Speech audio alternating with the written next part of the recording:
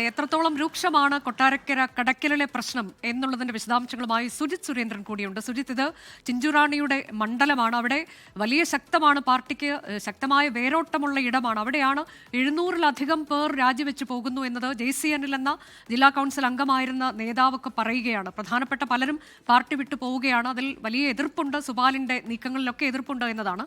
സംസ്ഥാന നേതൃത്വം ഈ വിഷയം പരിഹരിക്കാനുള്ള നീക്കങ്ങൾ നടത്തുന്നു. കഴിഞ്ഞ ദിവസം അതിനുള്ള ശ്രമങ്ങൾ നടക്കുമ്പോൾ അത് ജില്ലാ നേതാക്കൾ നേതൃത്വമൊക്കെ വിട്ടുനിൽക്കുന്ന കാഴ്ച ഇങ്ങനെയൊക്കെ നമ്മൾ കാണുകയാണ്. ഇതിൽ എന്താണ്, ഏത് തരത്തിലേക്കൊരു പ്രശ്നപരിഹാരം ഉണ്ടാകുമെന്നതാണ് നമ്മൾ ഈ നേതാക്കളുമൊക്കെയായി സംസാരിക്കാൻ ശ്രമിച്ചോ?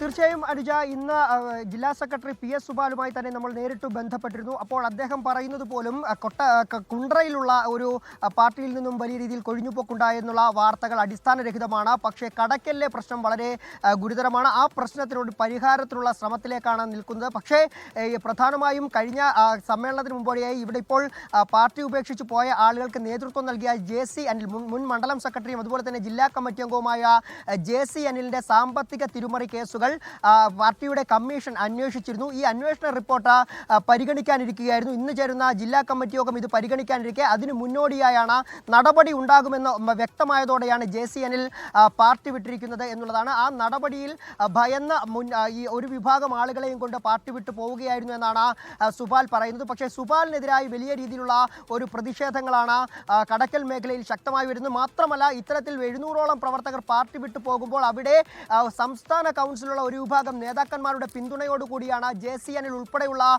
10-ലേറെ മണ്ഡലം കമ്മിറ്റി CPIയിൽ കൂട്ടരാജി വലിയ പ്രതിസന്ധി നേരിടുന്നു പാർട്ടി എന്നുള്ളതിന് വിശദാംശങ്ങളാണ് നമ്മുടെ പ്രതിനിധികൾ നൽകിയത്. ഇപ്പോൾ ലോകത്തെവിടെയായാലും ഏത് സമയത്തും 24 വാർത്തകളും ഓഗ്മെന്റഡ് റിയാലിറ്റി പാക്കേജുകളും എക്സ്പ്ലെയിനറുകളും വിശദമായി കാണാൻ ഞങ്ങളുടെ YouTube ചാനൽ നിങ്ങൾക്ക് സബ്സ്ക്രൈബ് ചെയ്യാം.